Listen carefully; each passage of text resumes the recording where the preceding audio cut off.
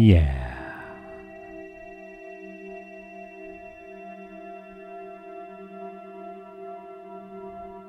You hungry?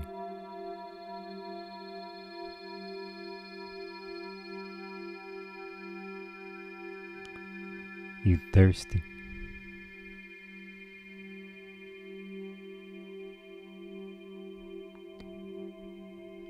You look like you need a little bit of a respite, an oasis. Shed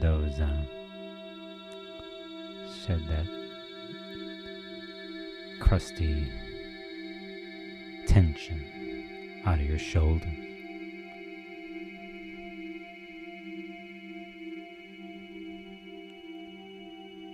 It's okay. I got you. I'll take care of everything.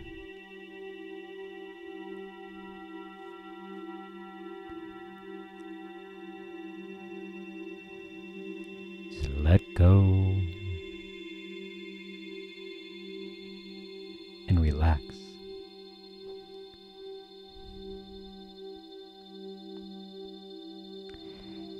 You know, it's almost 6 months into the year. You look like you need to take the load off of those shoulders. 6 months.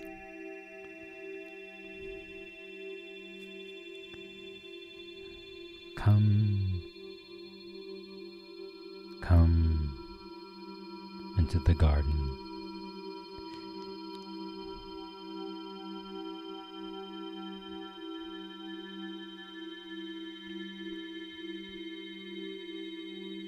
Pluto stations and Mercury retrogrades, eclipses,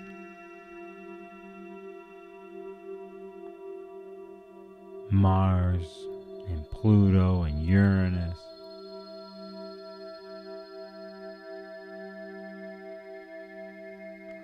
So much has happened here in 5.5 months.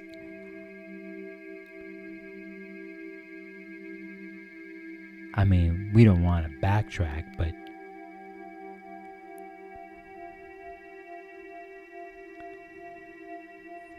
think about what was going on in the beginning of January.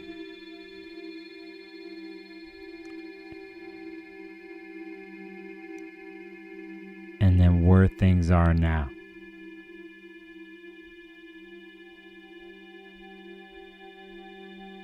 You gave it the try. You gave it the good old try in a couple storylines in your life. In the holidays in the January, and you gave it a chance. Knowing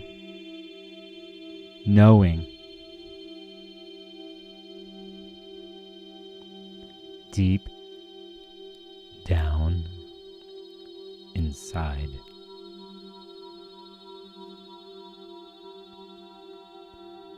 that there was no chance.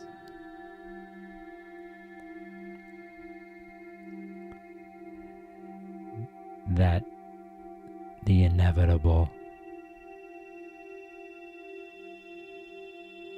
the crossroads, and the change was awaiting you.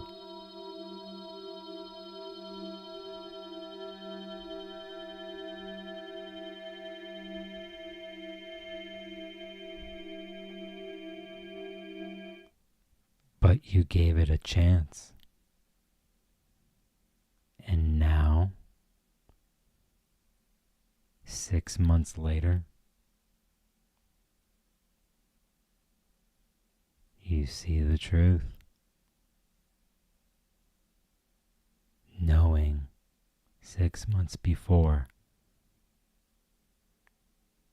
that the story was done.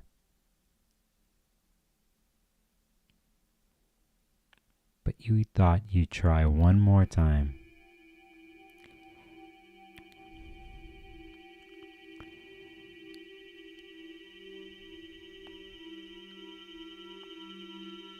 And during this Taurus season, this supposedly chill Taurus season, the truth is right in front of you, and you're standing at the crossroads. But hey,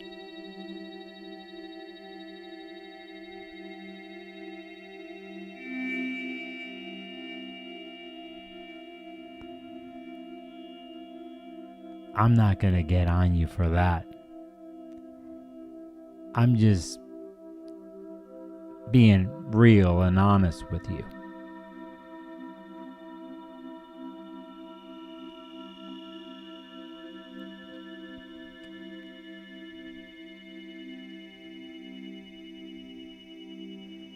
But come on into the garden. I got some things to talk about with you, and I'll make you some tea or pour you the scotch if that's what it's come down to. I got plenty of that. I don't do that anymore, but I got a bunch of it here, waiting for a person just like you. I got kava, mate, peppermint tea, THC, No, do I? No, I don't have that. You don't need that. Do you?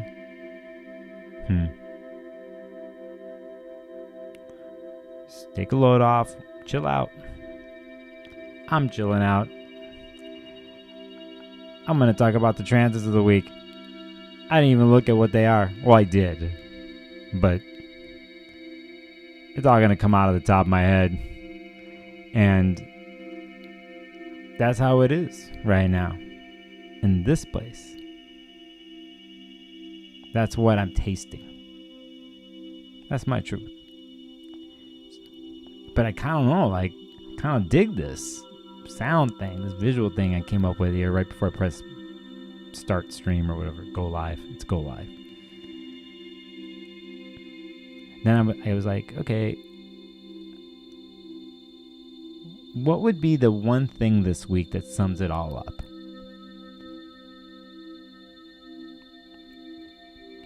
Still want to stay chill. Maybe. But, I mean, it was on the 7th. We had the 7th. It seems like so long ago. It's 4 days ago. Yeah, that new moon in Taurus.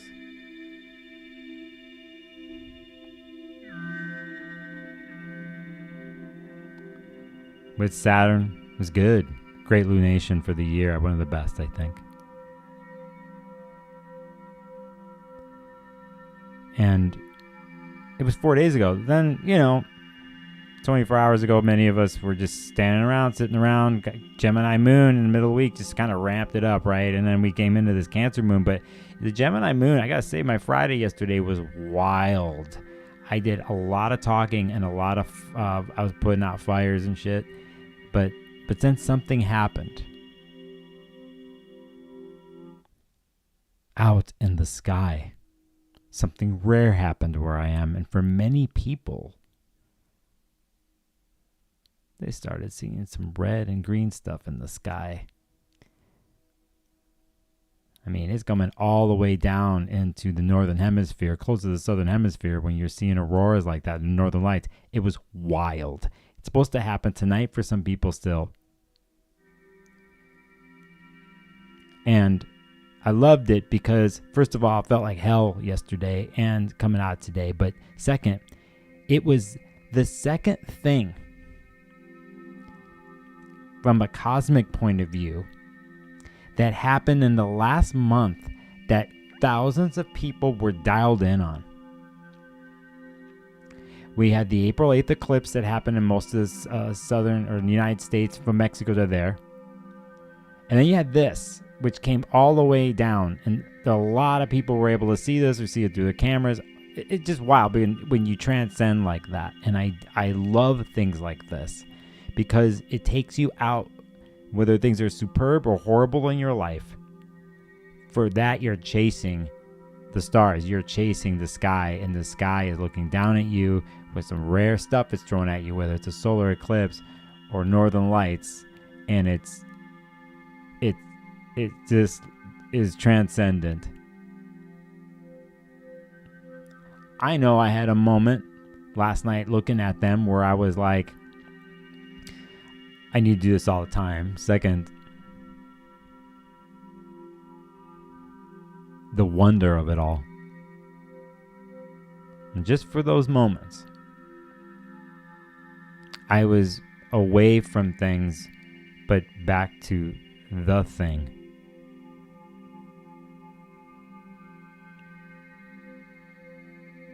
So in this Taurus season, we got to remember to get back to that thing. And that thing, depending on you and what that means to you, but that place where it's solid, organic, nature-based, your senses involved, to ground you calmly and realize things in life are really simple. That you're part of something huge and infinite and amazing outside of you, but that infinite amazing is you. These little quips I come up with, I should come up with a book or something because I need to make some money. That's another Taurus thing. Anyway, side note. But that happened last night. And, so here I am. Exhausted, grounded, tired. And before I press go live on this stream, the Bob Marley song came into my head.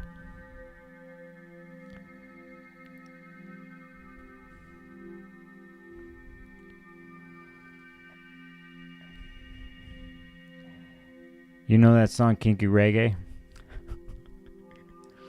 I put some of the lyrics in the copy down below. I put it in there because it's kind of funny. It's like in the kinky part of town, but he has to go. He had to hit and run, so he couldn't stay there, because if he did, you know what happens when you get kinky. You get caught up in that stuff at the same time you want to. How long can you do that for? Whatever. So that song popped in my brain. And I will tell you why it did. I will tell you why. It's because of the planet Uranus and what it's going to do this week. I have no notes on this shit. I'm just going to have my free flow and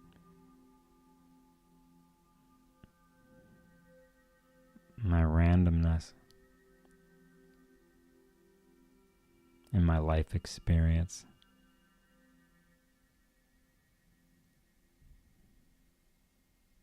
In my pain and suffering and the past and the glory and my success. Everything to this point. Me. That's where the forecast is going to come from. So what's up? Hi, chat. How are you? Astral Omens. What a name. Welcome. House of Twigs. Welcome to you, along with Jendi, Yelena, Jackie, and KP1231. I see you. Steffi G. Got a notification. It actually worked. Palmer Paints. Always with that solid. It's not a blue heart usually. It's kind of a different blue, that heart you're always doing when you come in the stream. And then CC99, feeling the vibration. Yeah, you saw the title of the stream. And I'll get to what the vibration is and the Uranus thing that's happening. 11Levity. Still trying. I got you. You're trying. We're doing it. We're trying. Isha. Not chill. Huh. Happy to be here, though. Loving the intro vibes. You got it, Isha. You know what to do. You know what to do to be chill. Wesley Bass. I'm a bourbon guy. You got it. Back in my days when I was drinking, I had this moment. I was a big cognac guy. It's the type of person who worked hard, played hard. I'm telling you, I worked hard and I played hard. Man, I love cognacs and steaks, and I'm going to live it up. I remember one night this guy at the bar was like, hey, what kind of cognac you got? I didn't care. I was throwing on the cash. I was going to the credit card. And he's like, what if I'm going to pour you something here? I'm going to pour you 3 things. And here you go. So I'm like, all right. I'm like, all the cognacs, the 3. And I'm like, wow, these are all good. I go, this one. He's like, that one, huh? I go, yeah. He's like, that's not cognac, that's rum. And he blew my mind because there's this whole rum world out there, that high quality rums that are amazing. So anyway, Sarah Lisa, I love this pink and green. I love it too. And if I have my way, this background's going to be green. I'll be able to change it here, but it's got a long way coming. My backgrounds. I'm in transition technically here, and I'm hoping the stream is better than the one last week. Technically, I had to work on some things. GME, the middle finger sums up my week, including today. Shit. Hopefully the middle finger turns into this for you. Or this. Or you could still do this. So I feel you, Jimmy. Let me go through here, see what's going on. Scorpio Muse, welcome to the stream. I see you in chat. Go, Lucifer, good to see you. Hey, Jessica. Blessings to you. Sword and shield. Swing the sword and use the shield. Carry the weight. Drop the weight. Aminos, protein, you get stronger. Jenny D, good to see you. Angela, hello. All right. Now, okay, I have my weird intro, Saturday night intro. I think I'm loud on this mic. I think I'm really loud, louder than last week, because I'm really close to the mic this time. I'm really close to you.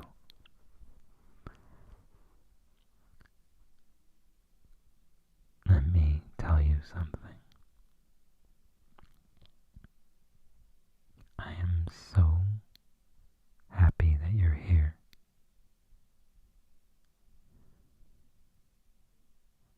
You made it to these past 6 months of the year.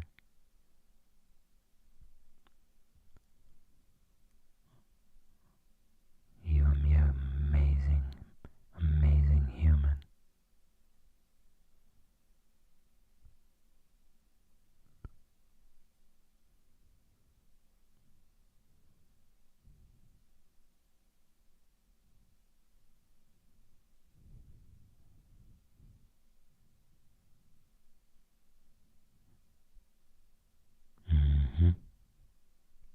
I see you.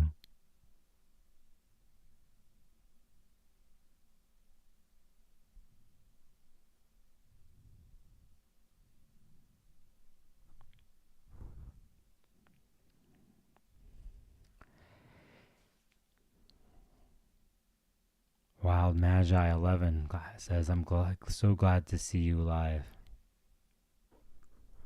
It's good to see you.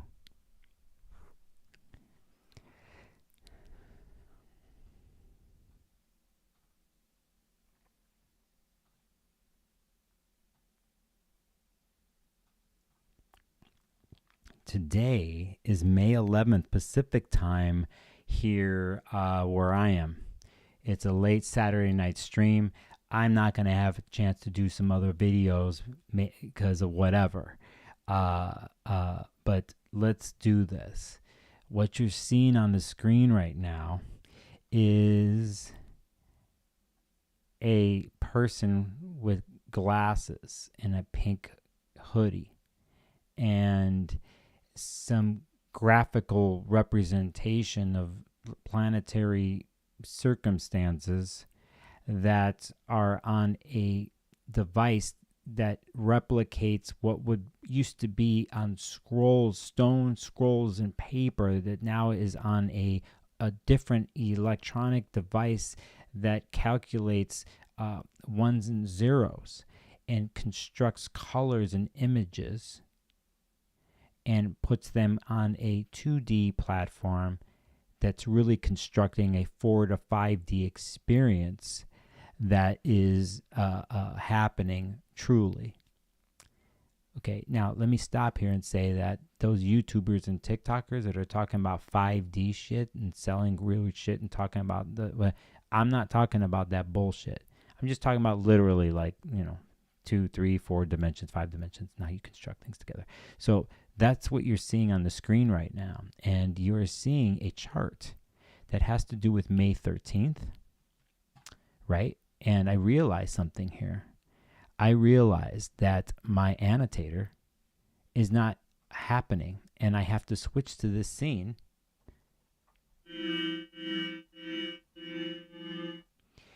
And do something. And I'm typing letters onto this thing they call a keyboard. And it constructs the letters into sentences using vowels and consonants. And eventually humans have used nouns and adverbs and predicates, all that kind of shit. And then they put this language together. So anyway, that's what I'm doing right now. And all right, I think I'm there.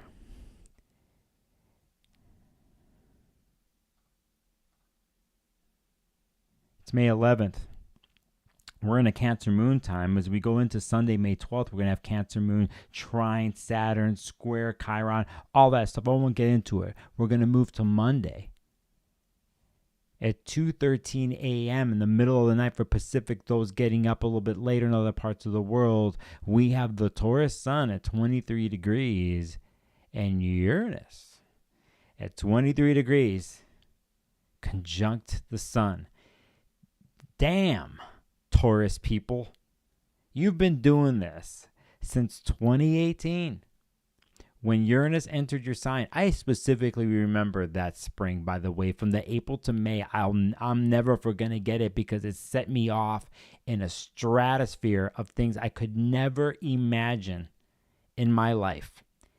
In a series of many transits to affect the Taurus people, Taurus risings, Taurus planets. I mean, it's just been wild. And traditionally, Taurus don't like the change. It doesn't like things getting moved around and rocking the boat, okay? It doesn't want the lightning. It wants comfort. It's worked hard to get this comfortable so I could be chill, lazy, enjoy my comforts, enjoying the good things in life. I don't need things. My fixed bull ass doesn't need things moving around and shit. I have my way of doing things, and there's a good reason for it. But Uranus came into my life, or Taurus people's life, and it started rocking a boat, okay? By the way, go look up that song by Aaliyah, Rock the Boat, okay? It's not exactly what I'm talking about, but it actually could when it comes to the end of this week. When Uranus is involved with something at the end of this transit, you can go listen to that Aaliyah song called Rock the Boat, okay? So go check out that. And so anyway, so doesn't like that stuff. But here you would think now, since 2018 and many different things that happen to fixed signs and the Taurus people, that they would be like, oh, Sun-Uranus conjunction in my sign, bring it on. I hope the Taurus crew has had their version of accepting the unpredictability, the wildness, the deep need for Uranus to shake up foundations and to bring in something new. I hope you have gotten to this point. Some maybe not. Some with, at these early degrees. 2021, where the Jupiter-Uranus conjunction happened not too long ago. And here we're 23. You guys in the third decan of Taurus, the last 10 degrees of Taurus, maybe you haven't figured it out yet. Again, you did have other things happen to you since 2018 to push the story. But here we are. A nice, interesting place here to start the week. But I think a big thing for the year, to be honest, because of how prominent Uranus has been in that Jupiter-Uranus conjunction that happened in Taurus. The visions that came there, that are still there, and that will ring on for the next 13, 14 years or whatever it is or more. It's like, but here we have another pushing moment here with the sun getting electrified by Uranus. Now, if you take things into an old school perspective, Uranus in a sense is reborn here through the sun, as is all planets that go through the sun or that conjunct the sun. It goes through a rebirth moment, a letting go and rebirth cycle, right? Now, in a sense, you could say this cycle's been happening ever since Uranus has been in Taurus since 2018. It's always going to make a conjunction with the sun every year. This is what it does. But, just want to give it a little bit of whatever. That the juice here is huge. And it is not singular. This has been building up for a while. And it's another part of the chapter for the Taurus people. And if you're out there and you are a Taurus that has stuff in this degrees and you're in a situation right now, you can hit me up. You're talking to a Taurus rising here that doesn't have this degree but knows it, because I've already had things happen to me at this. I'm telling you, I could say I know this enough. But surprise me with a story, okay? And you get a hold of me. This goes for the Scorpios too. As you all know, the Scorpio rising. So we have this electrifying conjunction where there's a rebirth moment, but it is not stable. It is moving around, demanding more, pushing something. I like it. That happens at 2:13 a.m. here very, very soon on May 13th. It's like an hour later-ish or something. The moon here in Cancer, you see, is going to go into Leo, which eventually is going to square this position here at 23 in the next coming day and a half, whatever. You're going to see that there. Now, later on that day, on Monday, let's go by the hour. And I will, how will I do this?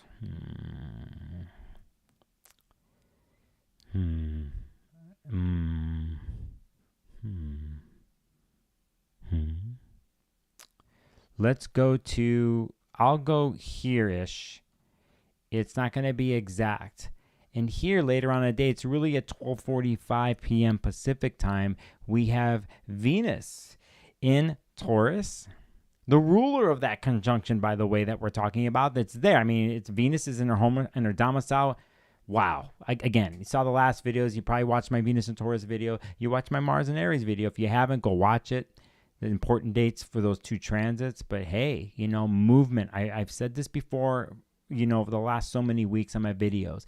Regardless of what's happened during the eclipse season, the Mercury retrograde, and ever since the end of this year, the things that you try, you got the truth on, and you know exactly what the hell's going on, whether you like it or not.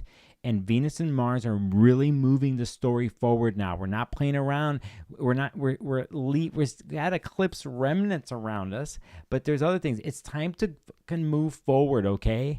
So for some of you out there, are you fucking being stubborn? Get your ass together and make the fucking actions happen. Am I talking like this today? Foul mouth, Nicholas.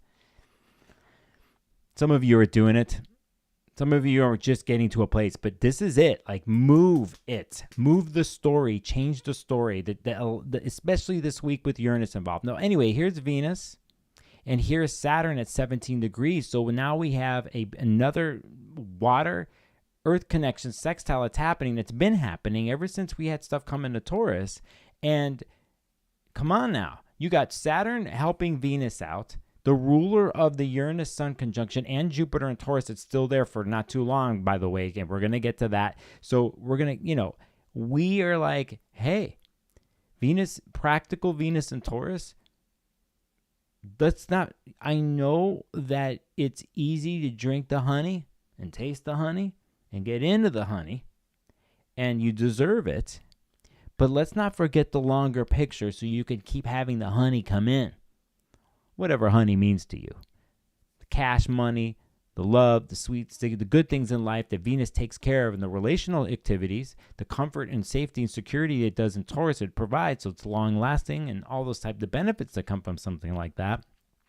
We want to use Saturn here to like up the story again and keep it solid in a great way to enhance the vision here for the long-term goals of Taurus stuff, of Venus and Taurus, and of the really the transit of Uranus and Taurus since 2018. So, we have a Venus-Saturn sextile here. Opportunity is the sextile. That's the other word for it. And we are looking for the stable, foundational, security-based Saturn to touch Venus here. Let's remember that the new moon that we had, it's 4 days ago, was sextile, exactly sextile Saturn. And so here is Venus hitting the place basically of the new moon to help push the story ahead. And it's pretty good. So the good vibes continue with these two. If there's other stuff in the astrology that's hard, it's hard. But hey, go to Saturn and Venus here because it's a continuation of the new moon that happened pretty much a week later from what we see here. So anyway, this is May 13th, and that happens at 12:45 p.m. Pacific. Let me do something here.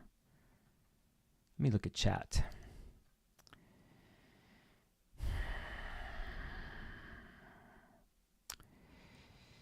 Hi, chat. Hi, James Sanders. Joining late. You're always there, man. I got the alert and rented a scooter to get home back for the stream. James, you're wild, my friend. Glad you made it home safe. So, all right. I'm just going through chat. All right, cool. Let's go. Let's keep going. We get into the 14th. The moon in Leo still getting there. We get to Wednesday the 15th, right? And we have a major moment here. And now let's stop here before I go any further, before I go to talk about the Wednesday. Do you see this here?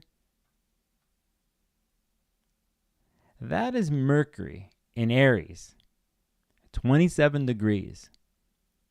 So basically, this weekend, into this moment, into Monday and Tuesday, Mercury is at the place where it actually stationed retrograde on April 1st, the week before the eclipse happened. And then, so on April 1st, Mercury stationed retrograde at 27 degrees and went all the way back, right? I think it was 12 or something like that. But remember, it went through the eclipse degrees, the 19 degrees, the nodal degree, the Chiron hits, the three of them, all of it. It's just doing it. Now Mercury's passed through all of this stuff, all of the Aries stuff. And it's hit the point where it first stationed retrograde on April 1st. It's pretty much here. And we have now covered what they call the shadow and the zone that Mercury's is. And it's at the later degrees. And so here, Mercury is like kind of free here and has gone through it all and has transmitted the messages here since it entered Aries when it was in March.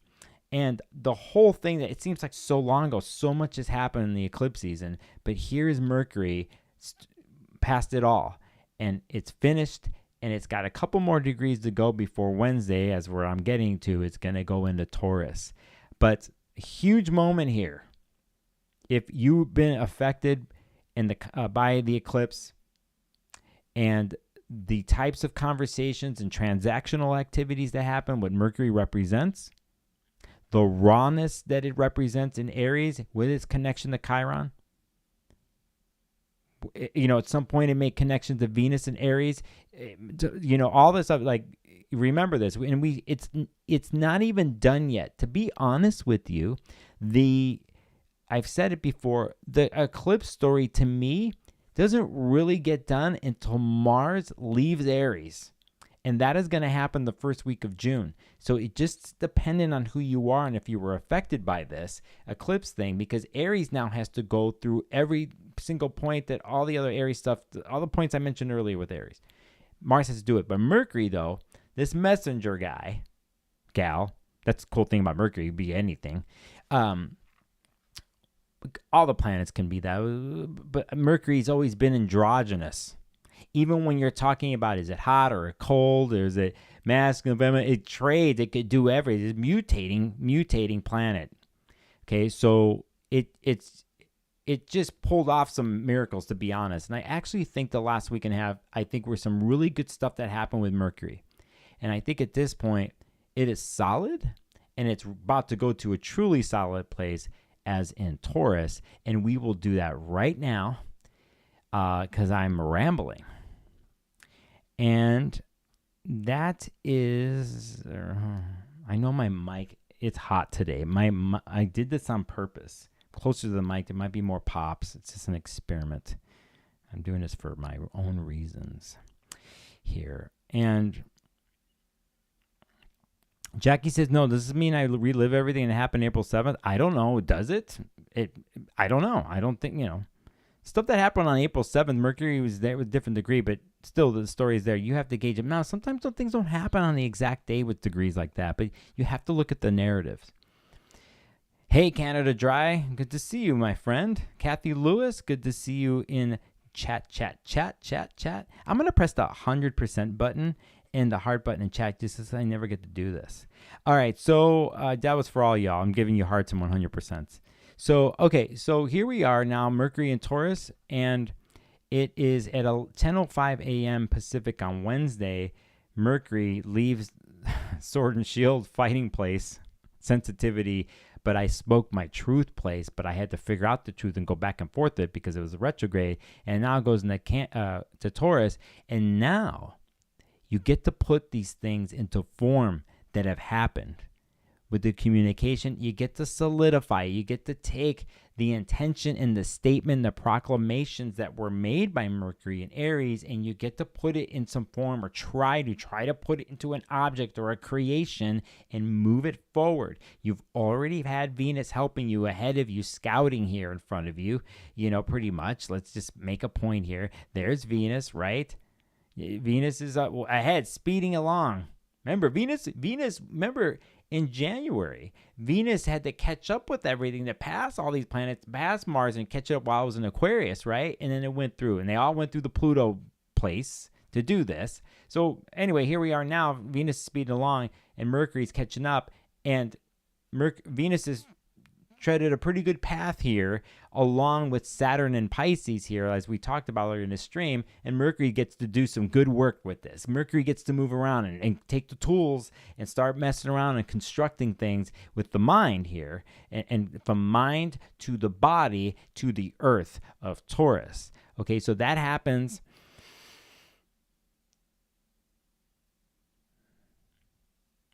May 15th at 10:05 a.m. Moon goes in the Virgo here later on in the dia, in the day.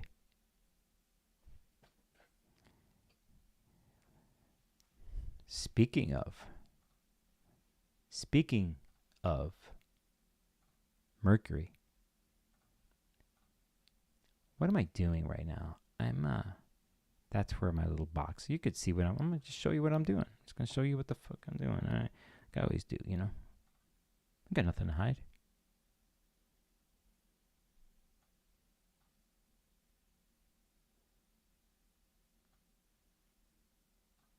I mean, none of us got nothing to hide. I mean, we're all here. We're being open and honest and vulnerable. I mean, you came into the green space. At the beginning of the stream, I was like, "Hey, welcome." Like I see, shed what you're carrying. You're safe here. Let's talk about the trans. Let me pour you that scotch or the rum or whatever, bourbon or the lemonade or something. And but here we are, and we're not holding any secrets. We're not hiding any secrets here, right? I mean, last week I was talking about my privacy and boundaries and shit, right? And you can't know everything about me. I guess I can't know everything about you, but it feels pretty open right now. I mean, the vibe.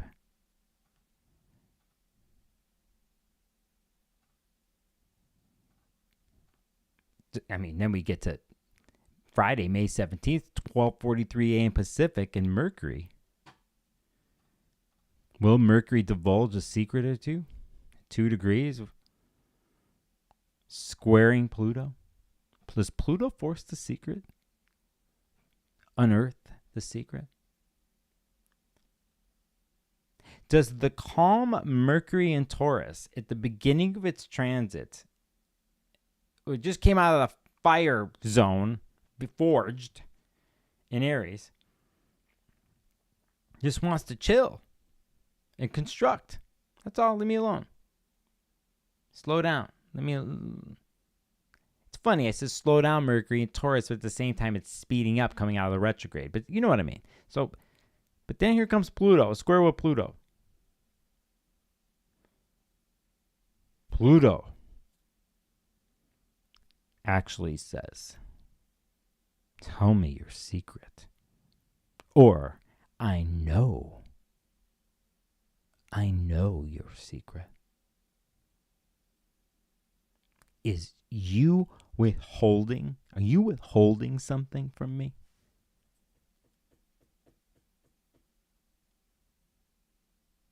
Is there something that you need to say to me, to the world, to whatever? What have you left out?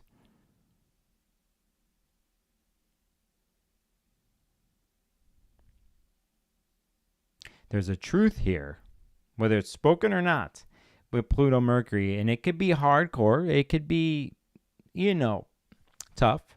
I appreciate moments like this because of just when you thought you spoke the truth, or there was something there, or there's something when you thought you knew everything, Pluto a lot of times will show you what you did know and bring that up to the surface, right?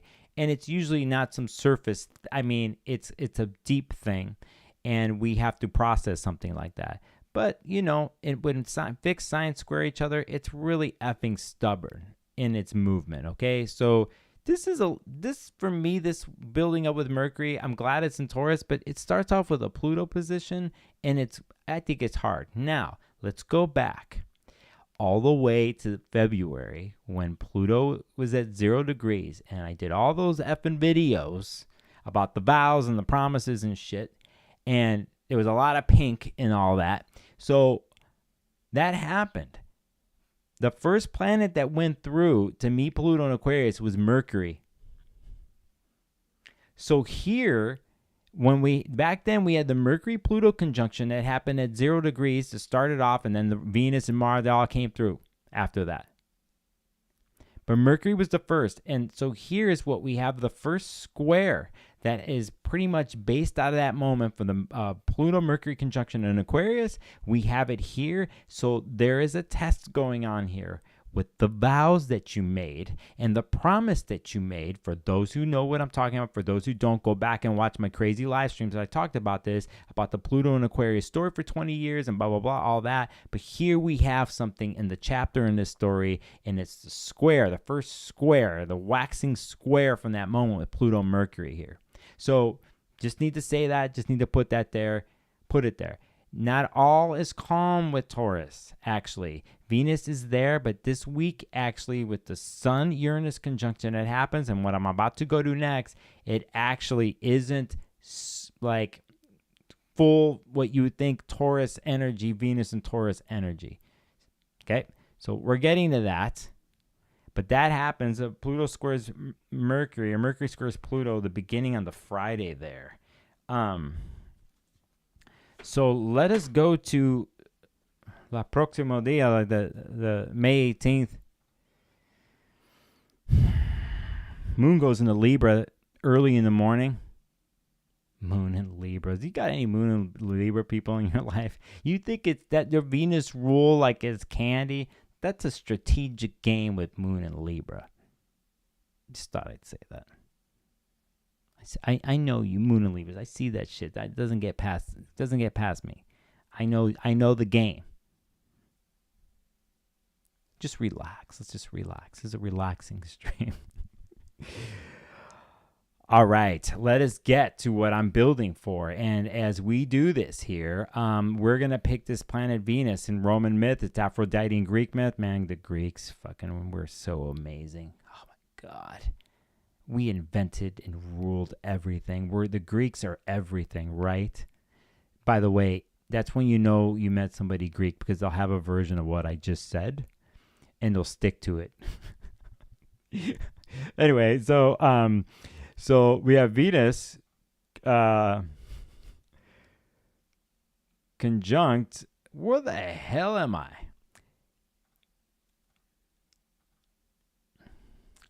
May 18th, 4:40 a.m. officially, Venus in Taurus is going to be conjunct Uranus. And now you get the title of my stream, the kinky reggae thing of the song came in my head earlier, the vibrational Venus, the unpredictability here that's happening here this week. It's the week starts off with the Venus sextile with Saturn, and it's like, okay, cool. But Sun and Uranus conjunction at the same time. It's a hint. It's a hint for Venus, if she doesn't catch it, that as the week builds, we're building up to this rambunctious, unpredictable, volatile conjunction that happens with Venus and Uranus here on Saturday. And this continues the story I've harped upon about the Taurus thing this week and since 2018 and blah, blah, blah. But a continuation of the Jupiter-Uranus conjunction at 21 degrees. This is hot in my mind. It can be. You could take that however you like. Money comes, money goes. If you're specifically affected by this, the things that Venus represents, it seeks harmony, wants to harmonize, it flows in its domicile in its home in Taurus, blah, blah, blah. Money, resources, relating, love, all those things, your senses, organically through a fixed earth sign gets shaken up here. And that's why money can come in and money can come out. Like it themes it like this, and same with relational stuff, or the breaking off of traditional relationship structures, or a continuing relational story that is, let's say you have Venus in Taurus, or it's in the Taurus part of your chart, whatever, wherever that is, the continuation that something's coming out of the blue, wanting to turn it up again, to turn it on its side, to look at it from a different view. Depending on how stubborn you are with stuff like this, or the person situation, it can be difficult. If at this point, like I said towards the beginning of the stream, that you've become accustomed to Uranus in Taurus, then you embrace this kind of thing and deal with it. Now, I started this stream. There's a special message here. Okay? Listen. I started the stream talking about calm and tranquility, but remember, for those who started, and you'll go back, I started this stream talking about like 6 months ago, and what you tried to do, even though you instinctually knew that a story or two was really at its end, and that you tried one more time, and through the last 5 months, you went through Pluto situations, eclipse situations, whatever, and here you are, the truth this month of May, where you have Venus and Taurus and Mars and Aries in their domiciles, in their home, and they're pushing a story that is unavoidable. You cannot get away from it. This is my opinion. And here you are with a Venus-Uranus conjunction here. So it's like, what other clue do you want for the change? Now, this is not everybody, but these people specific to, let's just say, the fixed people or the Taurus people in your chart. Like, what else do you want to tell you that it has to shift? That the way one looks at how they create resources in the Taurus part of the chart and how to deal with relationships, but in a sense of the sense of worth, the sense of what you are worth in situations. Because Venus, from a more modern sense that I deal with, deals with self-worth. You create things through Taurus, and let's say you make your money and resources and the objects that you buy from those, the money, the hard work that you did, you pay the rent, the mortgage, you buy things, you have things in your house. The things around you are representative of that hard work. Are you paid what you're worth? Are you taking care of your worth? What are you worth? So that branches out into everything else, and how you engage the world, the other, the world, relationships, people, lovers, intimate, whatever you want to call it. It's like, it's getting jolted this week. So it's like, is it feel good? And like, oh, this is a great way to do it this time. I'm not going to be stubborn Taurus with it. I'm going to look at this other thing, and it's actually enlightening. It brought me another way of viewing these things. Or it's like, I'm in this locked in situation. I can't get out of it, or certain like this. And there's another lightning bolt to hit to go, oh shit, this isn't it. This has to change, right? Stubborn ass Taurus has to change. So saying that, it can work many different ways, but it's not just some random thing this week. It's just not. Remember, we had eclipses in Scorpio and Taurus. We had Jupiter and Saturn go through 2020, the 20 whatever, go through Aquarius, which squared these points.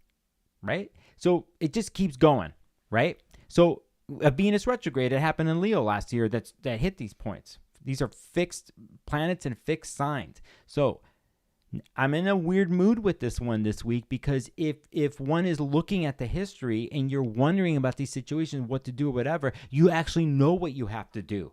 But at the same time, I understand that sometimes there's nothing that you can do. Try to be open the next couple weeks of what you can do. Mercury gets squared by Pluto. There's something to discover here underneath with Pluto and Mercury, right? And then you have Venus, Uranus, lightning bolt. There's something there. You could find it. You have to sift through it if you're in that situation. And if you know what it is and you have the tools and you're like embarking or using it, great. Either way, there's something lying around since the new moon in Taurus, and it's like it must be wielded and moved forward. I am ranting tonight. Canada Dry, thank you for the super chat, my friend. As always, you're a huge supporter of my channel. You're the #1 super chatter on my channel. I appreciate you. Thank you so much. The $4.99, YouTube takes a cut of that.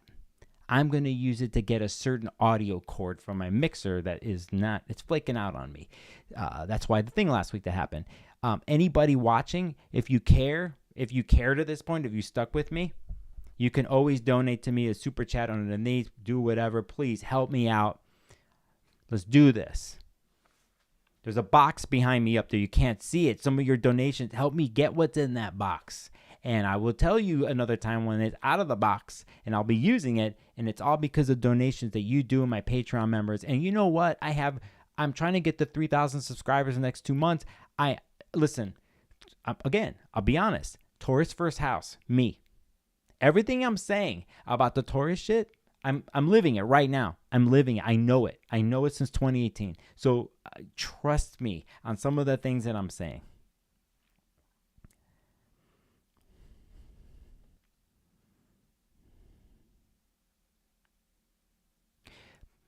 I'm looking at the chat. There's some stuff about Pluto. Remember the vows. Use your mantras. Use your own versions to get you in place. Mercury actually in the Pluto square this week could help you do this. It might suck, but it'll help you in the end. Oh, man. James Sanders, man, with a surprising Uranus Sun donation. James Sanders. We do what we must. Thank you for the super chat, my friend. Thank you, James. A long time person here on the channel. I wish I was on Twitch. You know, on Twitch, when you're on there, you could see how long someone's been subbing or donating. I wish we could do this on here. But James, right on, partner. Thank you so much. Now, what's that going to go to?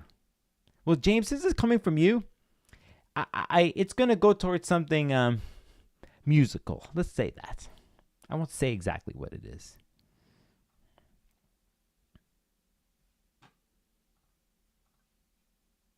Kaboom, Venus, Uranus conjunction. You notice something in this chart? Do you notice something else that is there on this fascinating, amazing day? One of my favorite days of the year, actually.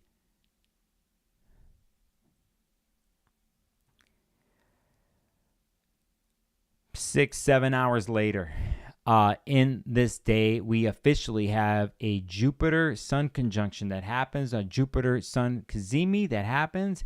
It is wild because it is happening at the very end of this transit, a year now that Jupiter's been in Taurus, and the whole story that happens, and we're kind of finalizing the deal here with, well, it's not the exact final chapter of Jupiter in Taurus because there's something else that's going to happen. And that's for the other forecast. But we know that right here, that we have a huge, huge Jupiter moment. And this is also connected to the Jupiter-Uranus story. And you have, it seems like We had last week new moon. It was sort of boring, which was good. We needed that after everything. But you see how this week ramps up. We have a Venus, Uranus, and at the same time, we have a Jupiter, Uranus conjunction. This is kick ass to me. And if you have a birthday around this time, you're pretty much going to have a solar return for the year that pretty much is a map of the next year of this theme. Jendi, in chat. Jendy's a Twitch user. Jendy's a Twitch user. A hype train on YouTube. Yeah, I'll bet you they put the function in here soon. I know they're working on stuff. But yeah, Jenny knows what's up here. I'm gonna brighten myself up here a little bit. So, but yes, Jenny, thank you for the super chat and the green heart and the donation. Part of me wanted to go on Twitch and multi-stream because I could stream to Twitch, YouTube, and let's say my Facebook at the same time. I have the ability to do that.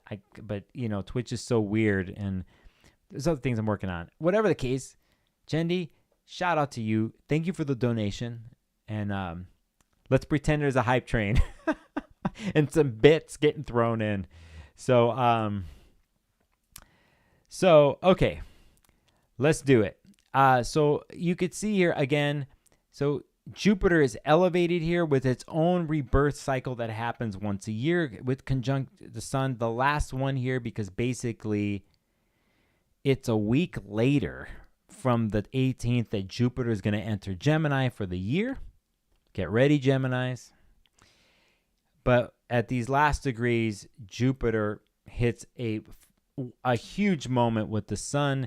And if there's anything that you've been putting out there as a Taurus person and you're by these degrees, know that down the line, Venus is going to hit the 28th degree. But know down the line towards the end of the Uranus and Taurus transit that's going to happen within a year and a half, few years here, that Uranus will hit this point 28 down the line. So if you're one of these people who is directly affected by this, you're 27, 28, 29 degree Taurus kind of stuff, or you're in Scorpio or fixed signs, make a note of this week, put it on a calendar, and it's going to come back when Uranus hits this spot. So if there's a particular theme happening in your world that's very obvious with what Jupiter brings, the abundance, the hope, the faith, and the optimism. But at this point, after a year being there and all the work that happened during Jupiter retrograde, partly dealing with eclipses, all this kind of stuff, that do you see the bounty? Do you see the meaning?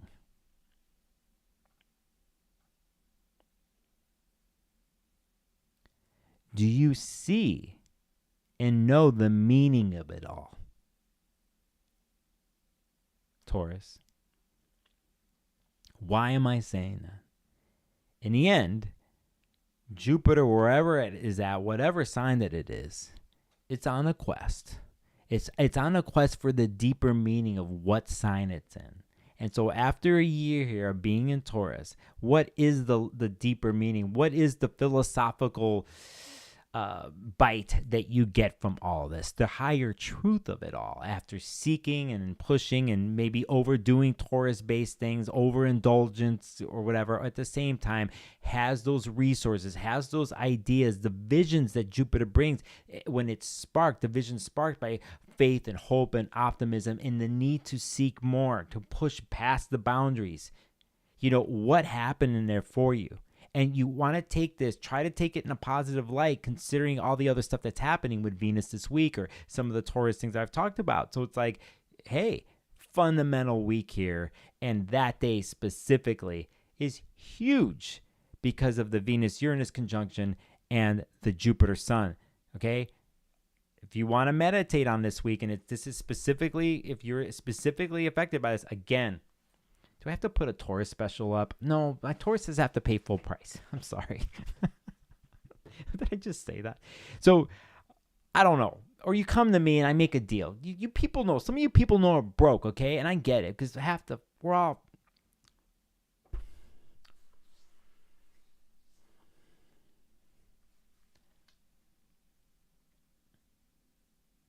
I'm way over...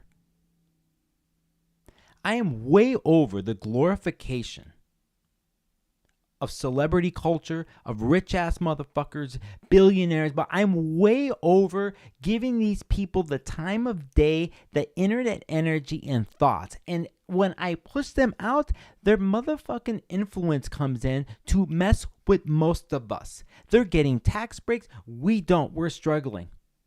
They're owning the food supply, the tech. They're sitting there right now, and they're on Lear jets. They're eating fucking steak and lobster. They don't give a fuck about us. How much are you worth? They may be worth this, and their control and influence on how we live our lives. All you got to see is the last 5 to 6 years. If somebody's been around you, look at the last 30. The gap is wider. No middle class. We're struggling for nothing. It's bread and circuses on the damn TikTok, that fucking app, and Twitter, that you're completely sucked and absorbed by other things because it goes away from the real issues. They are vampires sucking our blood dry. How much are you worth? I know how much I'm worth.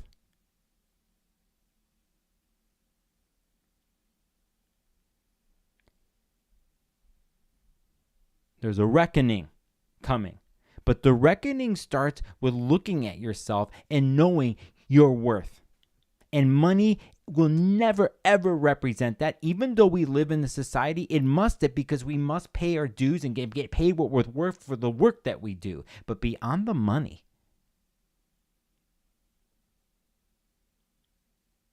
it isn't about, I need to get my face on every single fucking fashion magazine in every grocery store aisle because I've already got $1 billion.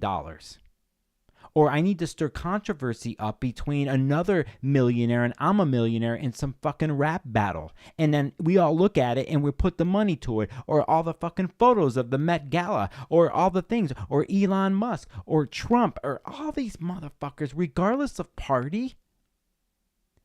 In the end, no matter the stresses, we're still sitting here scraping.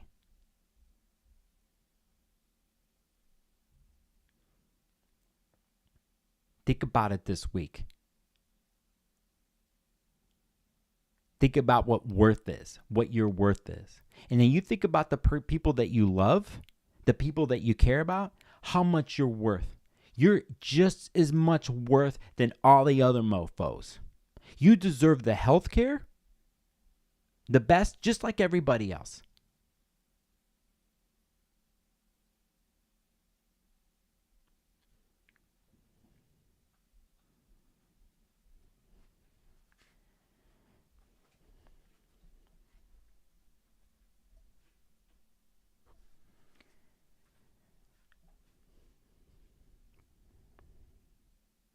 Why did I go on that rant? There's a reason. I had a reason. That's why there's rewind on this shit. There is a part on here when I get set up, I could actually rewind what I just did instantly. I'm learning that right now from the gamers. So, whatever. Know your talents and gifts and celebrate them, okay?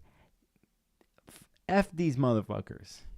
The time you spend, the brain power, the emotional fucking whatevers that you're carrying, think about where you put it, because it's worth everything, right? And if we, you, me, and I, whatever, we change the dynamics of something like that, then we are louder than a bomb, as Chuck D said. Unstoppable.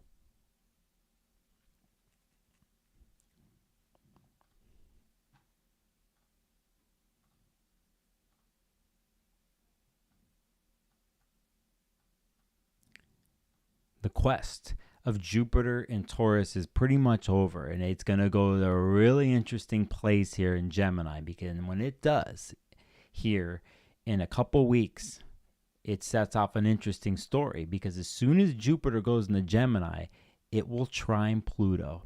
Remember that here in the Pluto story, and it's a good one. For now, reap the rewards of who you are and what you're worth here with Jupiter, and know the deeper quest meaning of what this was in the Taurus part of your chart, and know that it's along Venus and Uranus, along with a deeper Jupiter-Uranus conjunction in Taurus that is setting off a major cycle, a visionary cycle. It's not just for those tech mofos. The visionary cycle is within you. Go outside this week.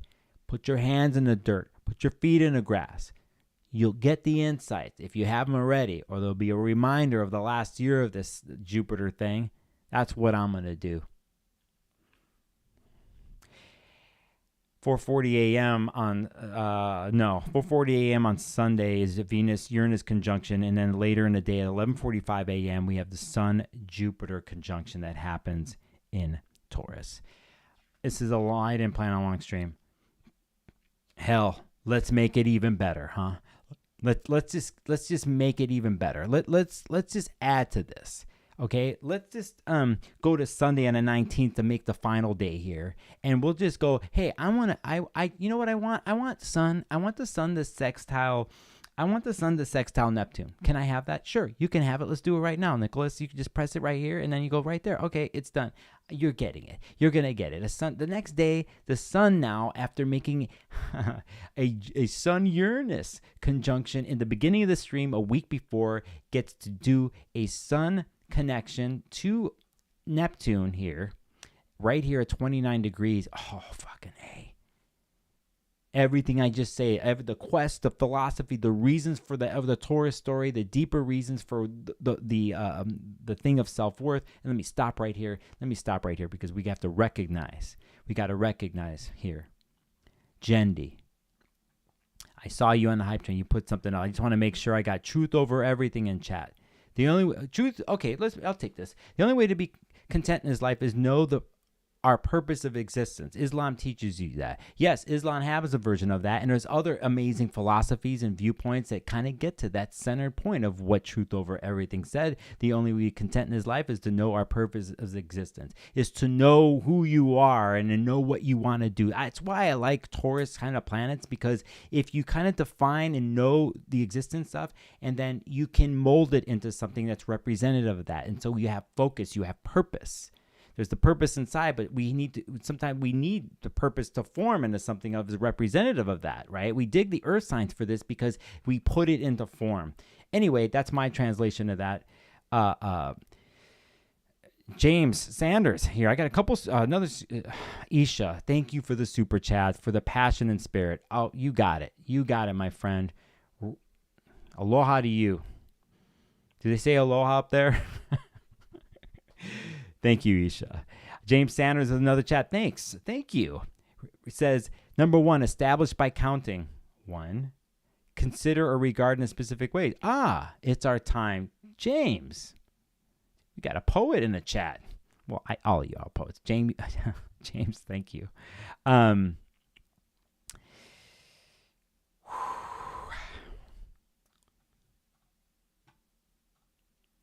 Sun, Neptune sextile.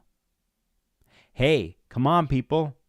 We had some heavy eclipse transits, a lot of this other stuff, but what we had sneaking in there the whole time was whenever the planets were in Pisces, they were connecting with the like Jupiter and Uranus, right? And then we had some of this here. So we dig this. Uranus, or here's Venus, by the way, in between Uranus and Jupiter, carrying the energy from Uranus, electrified, renewed, taking a risk and a chance in their own way because of the Uranus influence on its way to meet Jupiter.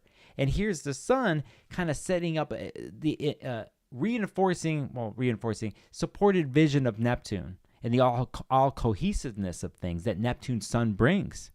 So, super amazing aspect. And it's all power packed building this week into this weekend.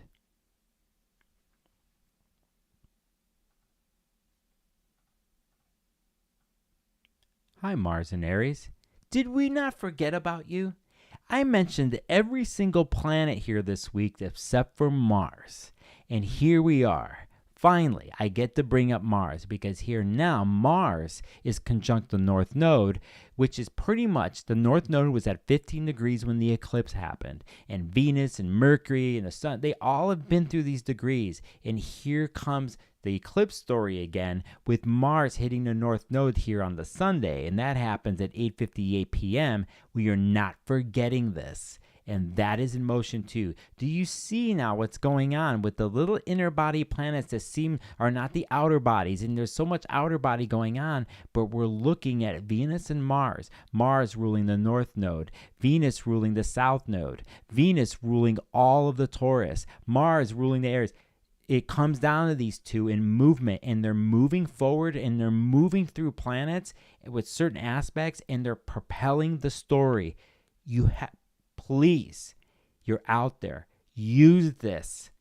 Even if it's hard. We want, while Mars is in Aries and Venus is in Taurus, utilize these two lovers and haters. And they love each other and hate each other. And then, you know, Mars and Aries is war, sweat and tears, all pissed off, comes back, walks into Venus's garden, and then Venus is like, hey, sit down, like I was in the beginning of the stream. Hey, sit down, chill out, you know. He's like, like, I know, no, tell me.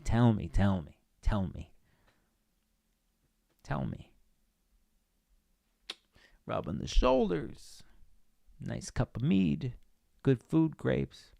Next thing you know, the fight's over, and Venus smells really effing good.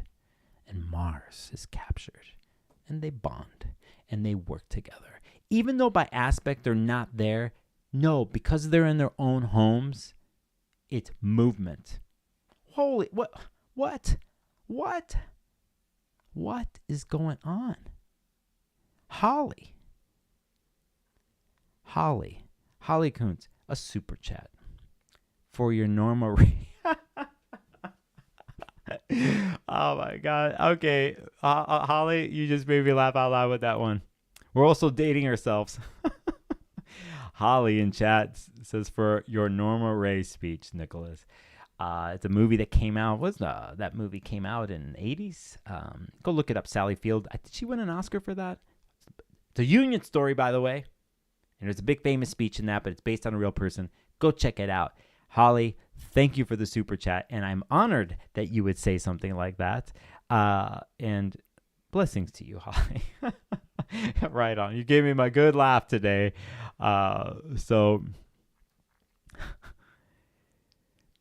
Anyway, so I'm looking at, listen, I'm gonna tell you right now. I'm looking at chat right now. Let that shit go, okay? Let it go. All right? Let it all go. Gonna move in other conversations. You know, I got some veterans on my channel, and I got some new people in my chat. Respect the chat. Respect the people in my chat. That kind of thing. There's things I can easily do right now. I don't want to do them, but I can. So we let it go and we move on, just like I will in this forecast. So here we are. We talked about the Mars North Node connection here. And listen, the Mercury in Aries retrograde cycle, the eclipse, everything here, Mars really gets to push the whole agenda that happened during the eclipses of letting go or bringing something in, and the fight that is it. Mars is fighting for that story and that proclamation of the will in the Aries part of the chart. It can overdo things here at the North Node, though. You have to be careful here with this one, because it will really wield the sword if it has to. Like, you know, I could too right now. I could wield the sword with anything, whether it's in chat or anybody else. I could do it. Do it. Yeah. But it's like, for me, it's like I go watch my Mars and Aries video and I talk about the specific day. Do I have the slides? Can I pull up the slides? So do I? No. Oh, no. No, I don't. So just be careful. This can burn really hot. Okay. We kind of, next week kind of gets rambunctious. We have an electrical Uranus thing going on, all these other things that I talked about, right? But then Mars kind of comes up on this. No, we're not forgetting the eclipse story, and it just comes right back, okay? So we'll put it right here. I'll do it this way, and there. And there, here is the conjunction that happens right there. Just careful wielding the sword, okay? Could burn really hot here. Anything that touches the north node, this is not about south node bad, north node good. Anything that touches the north node is the head of the dragon. It's going to just keep going. It's going to consume. It's going to want it all, right? Now, you think about Mars and Aries and what it's been through, and it's going through eclipse degrees, and it's like wielding its sword and shield, and it doesn't think about things. It just does instinct and impulse, and then it comes into like the north node. You could see how it can go over the top here. At the same time, the agenda that's created, like I said, about the will that needs to be instigated in the world by Aries, with a wounded Chiron story involved, with all this other stuff, at the same time, it's going to get the job done. So careful with that one. All right, and I'm done with that.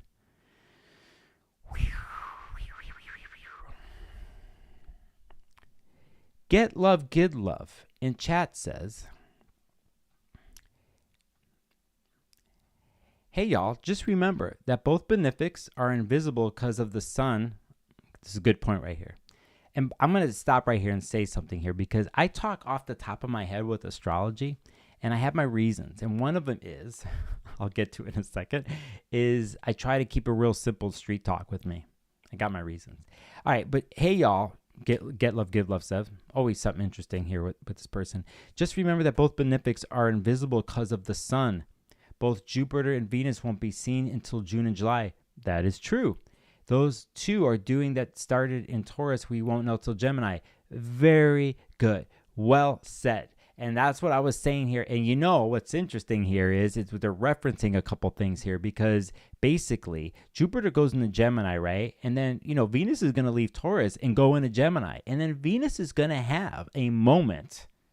I know Venus has a moment here, and it's Jupiter involved. I'm obviously, astrology. You can go look at this right now. I'm the type of person who grew up with mystery novels and I Choose Your Adventure novels and liking the movie theater as a kid. And I like the old school thing. Like, I'm not going to tell you right now what's going to happen. You got to show up next week. You got to show up for the next episode.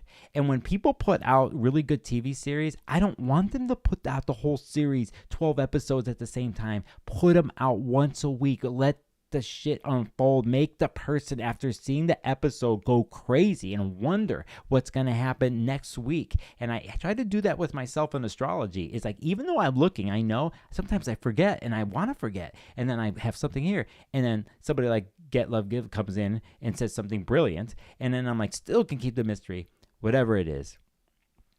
Great point, by the way.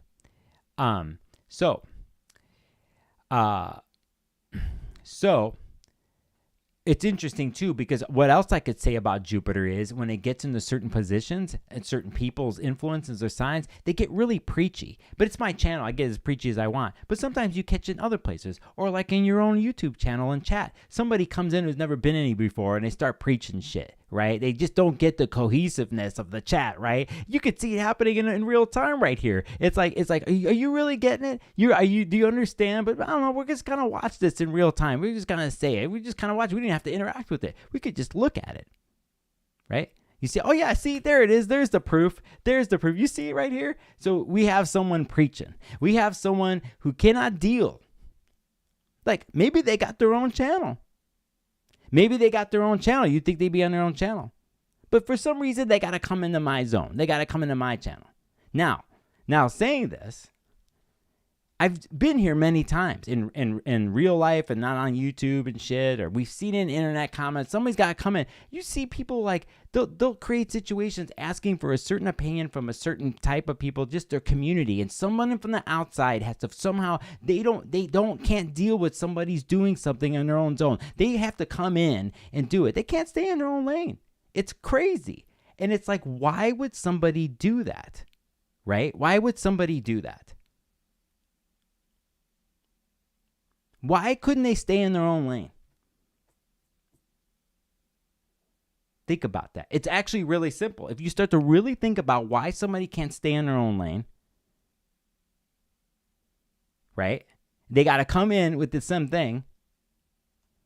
Is because it's like a motherfucking black hole. Like walking around with a fucking black hole. And you're trying to figure out, and somehow you think your way of filling in your hole is to go into some other person's zone. No matter how charming the words, no matter what somebody studies or reads, and the intention and the base core place of it is a black fucking fear hole. Because if one is set and even use the words up above about being and knowing one's purpose, then you don't give a fuck about what anybody else does. You're just in your own world doing your own thing. But when you start crossing the lane, get out of your lane and go into somebody else's world, you know they're walking with the fear shit. Right? So it's like blatantly obvious.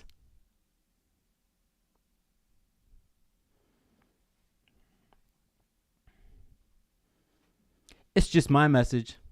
What you do with it is up to you.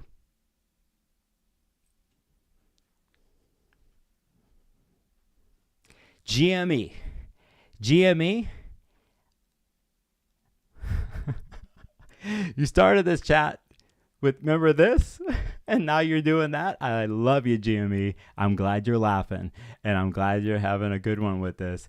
That rant was dedicated to you. Okay, I hope you got a good laugh after the challenges and the troubles.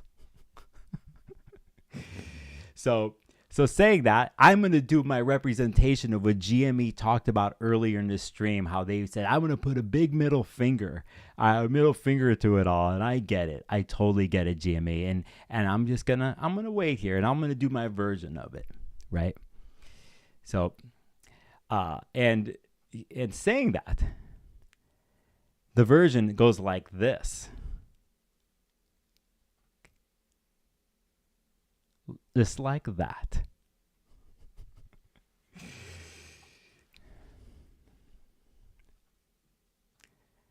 Message deleted by Sparkles of Gold Astrology.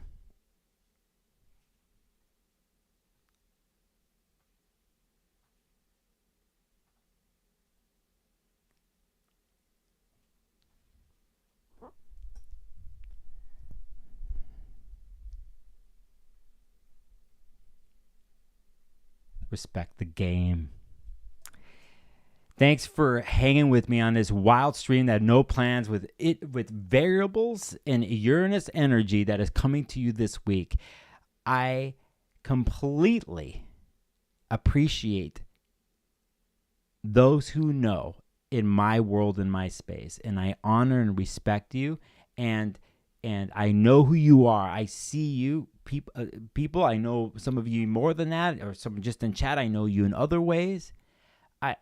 You're so, we have our zone here and we do things and we talk and whatever. And it's just funny what happens. But I revel in moments like this. I revel in moments like this. You're talking to a Pluto person.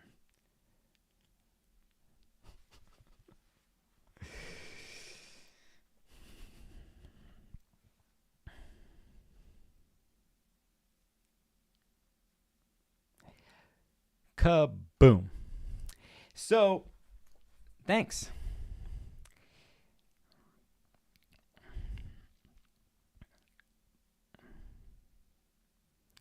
Thanks, y'all. Thanks, I don't even know how many people are watching today. 2, 3, 4, 68 people. What's going on? What are you guys doing? It's Saturday night. We got nothing to do. You can watch me. I love you all in chat, man, because you're my people. You always support me. You support my raps. You guys know me. You know I preach to hell, but I'm not going to come on your channel and your space to go preach, hey, you need to do this. Like, I'm not going to, So speaking of, I need to clear the air. And I'm going to do something random like I do. I'm going to pull something here to talk about for us to transition. Okay? And what do I do? What do I grab? That's... Hold on a second.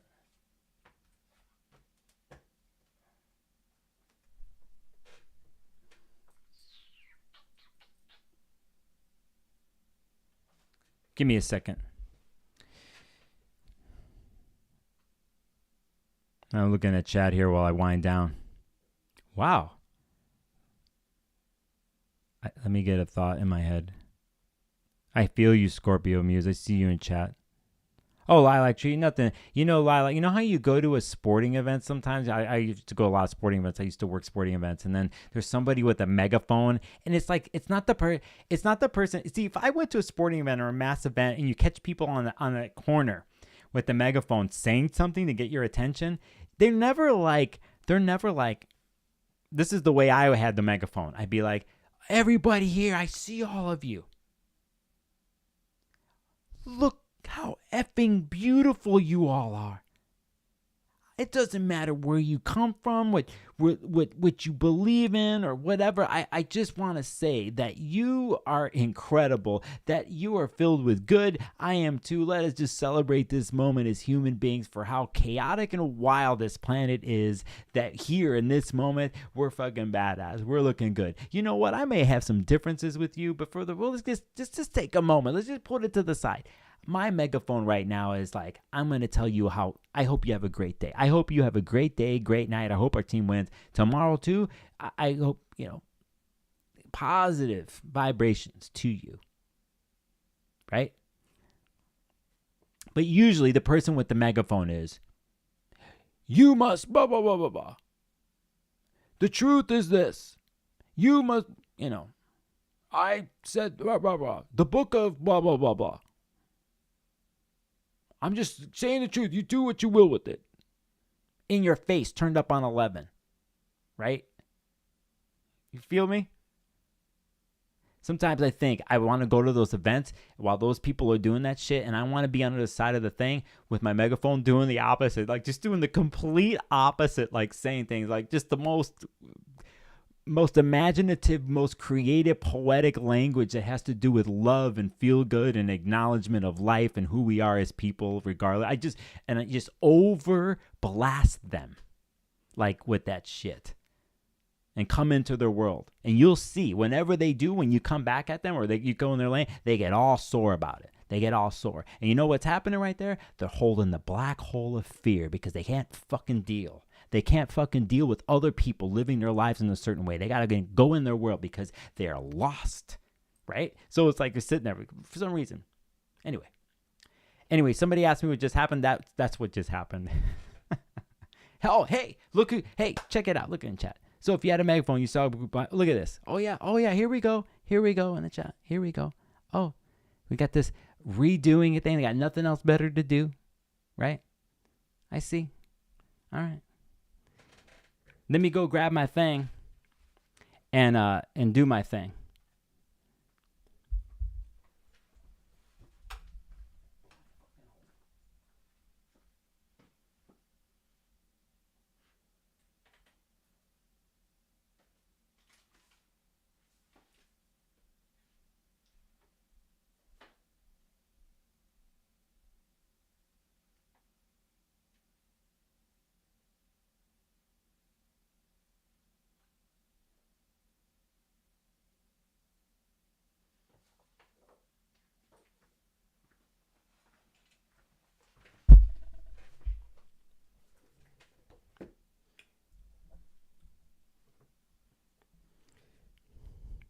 I think I talked about this particular publication before, but I was going to grab something else.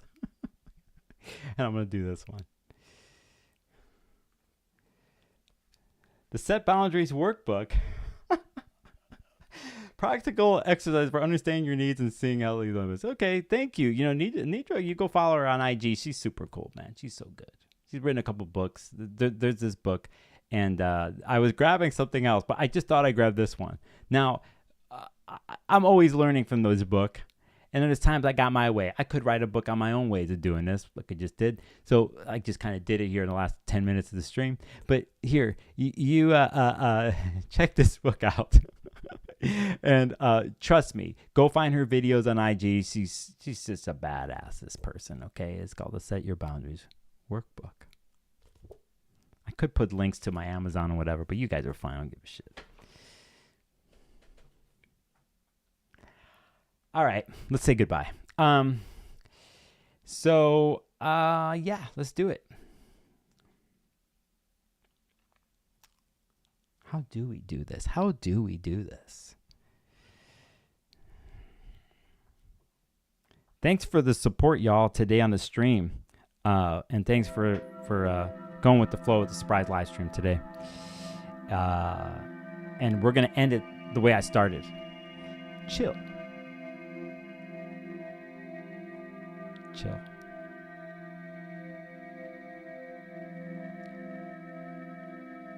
Hey, Esmeralda, what's up?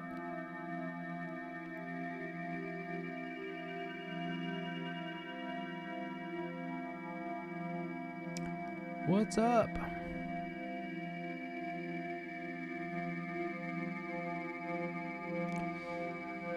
Have a good rest of your weekend.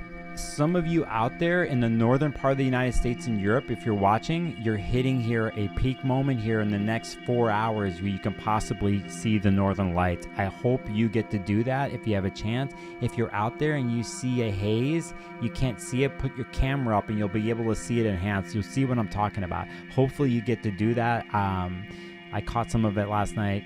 Wondrous and beautiful. And I send that message to you all for however I'm ranting today. And whatever this is, right? How I do, how I am. You know where I come from. You also know that I don't F around. Sword and shield, man. I be living the Pluto life.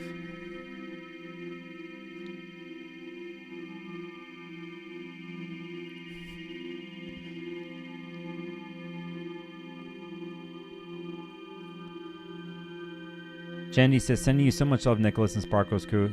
And that's it, and that's the spirit, Jendi. That is the spirit. You know what I mean? Sending it to me, but to the crew, to all of you. That's good. That's good. That's good.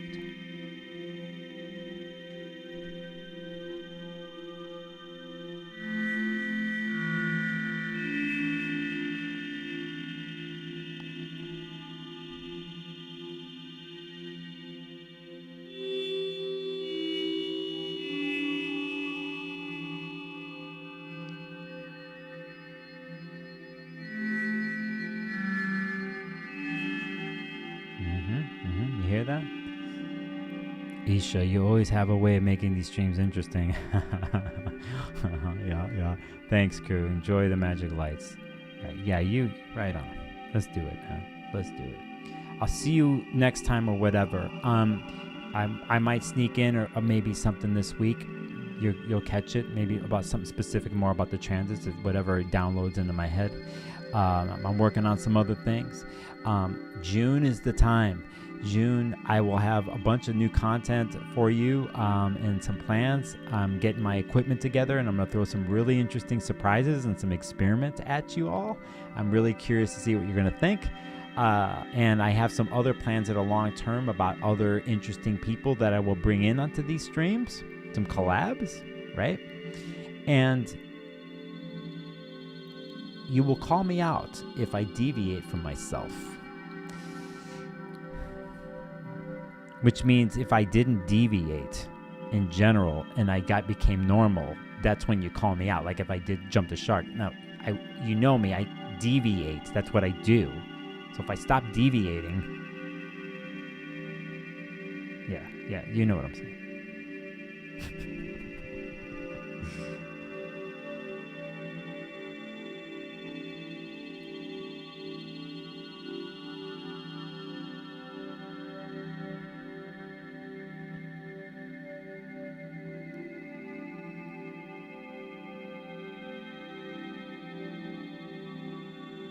You know,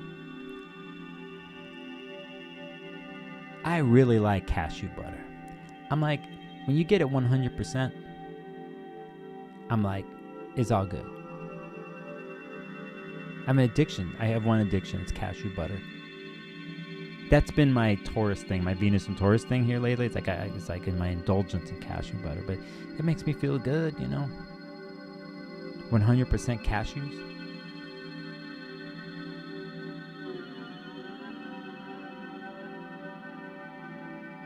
But really, I'm happy. You walked into this place. You walked into this world in this green place, pink and green. And we were honest. We let it all hang out.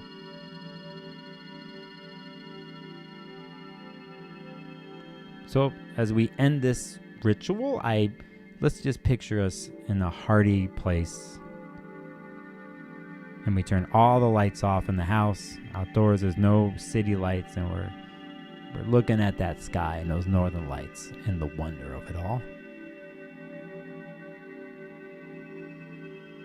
And regardless of differences or people and places and boundaries being crossed and people can't stay in their own lane, to the lovers,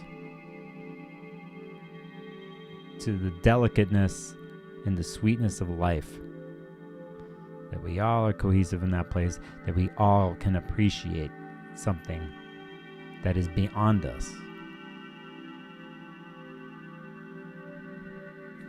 And for just one moment, we're all good.